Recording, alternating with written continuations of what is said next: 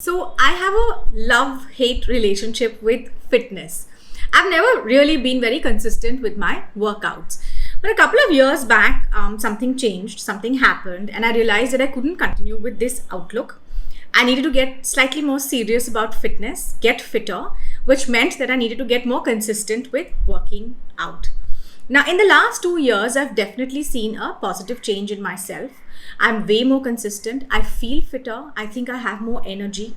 So I thought that, since so many of us have this challenge of, not being able to be consistent with fitness and working out and finding excuses, I thought I would share my journey in the hope that it would help some of you. Now, I'm not perfect. I'm still a work in progress. I still wake up on days thinking, why am I even doing this? I don't want to do this. But I think I have seen a positive change and it's worth sharing. This is Deepika Singh. Welcome to She Means Business.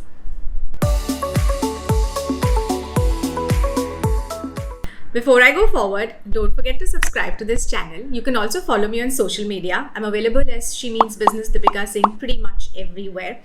I also upload bits and pieces of my workout on Instagram. So you must follow me there. It's quite fun. 6 things that I did to get more consistent with fitness. Number 1, get expert help. This could obviously be a trainer, but it could also be a friend who understands fitness more than you do. It could be YouTube channels. It could also be Instagram accounts of fitness, influencers, whose workout you resonate with and you feel you could actually follow and copy them.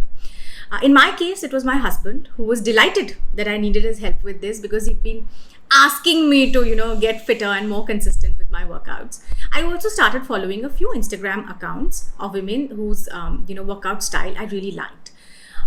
It's important to enlist expert help for many reasons. One, of course, is that somebody who understands fitness better will be able to help you plan your workouts, will be able to help you with your form, and more importantly, will also be able to push you, guide you, and motivate you on days when you're not feeling motivated to work out. So definitely enlist the help of someone who understands fitness more than you do. Plan your workouts. Now, you wouldn't go and take an exam without preparation, would you? Similarly, you wouldn't walk into a presentation without preparation thinking ki wahin pe dekh lenge, we'll wing it as it comes. You will prepare. Similarly, your daily workouts also you need to prepare. That's something that I discovered. Earlier, I would never do that. I would walk into the gym thinking ki okay, we'll see what is to be done. But it really doesn't work like that, Spend a little bit of time. It doesn't take too long. It's like a 5-second thing to think that today I'm going to do my legs, or today I'm going to do upper body, or today I'm going to do cardio, or today I'm going to do HIIT. Whatever it is that you want to do, you need to plan it before. You need to think about it before you actually walk into your workout, or actually you get into your workout, because then you're prepared that this is what I have to do.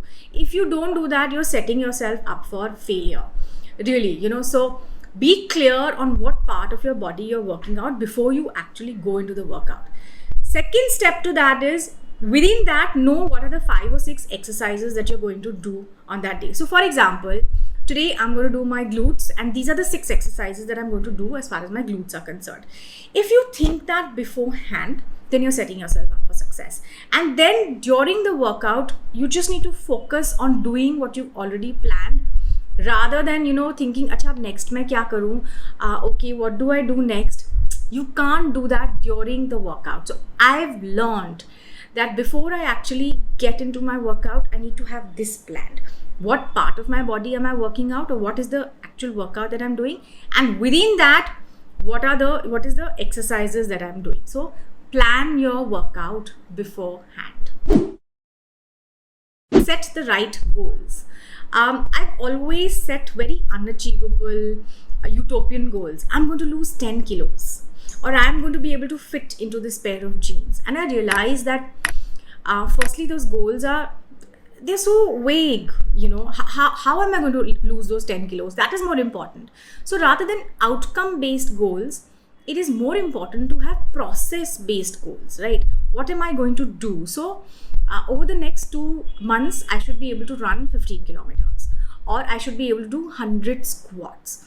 Those are fitness based goals, or those are process based goals. The outcomes that you're looking for, with whether it is toning your body or weight loss or fitness, all of that then becomes a byproduct. And if your process goals are set well and you start achieving those, then your byproduct or your outcome will happen. It's a byproduct. It will happen. I wonder if I'm being able to explain this, but rather than focusing on things like losing 10 kilos and losing 2 kilos, focus on setting process-based goals. I think that is very important. Also, when you set these vast, vague goals, you can't achieve them, then you further lose motivation, on being consistent with your workout. So it's more important to set smaller process-based goals. It's also very enjoyable. So for example, I've set a goal for myself that I will be able to run 10 kilometers in a certain time. I haven't been able to hit 1 hour, So my goal now is that I have to finish my 10 kilometers in 1 hour. And that keeps me going. It's a very achievable goal. I can see it happen. And every time I time myself, it's also very exciting. And that's got me interested and excited into working out. The process-based goals rather than those vague, outcome-based goals. Create accountability. Tell people that you're on this path. For me, I post a lot of workouts on Instagram because it helps me to, stay accountable to people. Now people are following me, whatever few people follow me, they see me working out. I also have a WhatsApp group with some friends, I have to be accountable to them. So I have to keep telling them, okay, this is what I did today. We all share our workouts.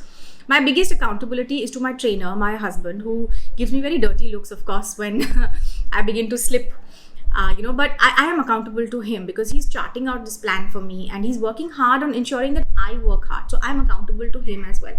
So create accountability, and I've often felt that telling people, as humans, if we tell people that we're going to do this, it helps us to stick to it because our ego now comes into play and we are like, acha bola hai to I have to do this, So create accountability. It will help you to stick on the path to consistency.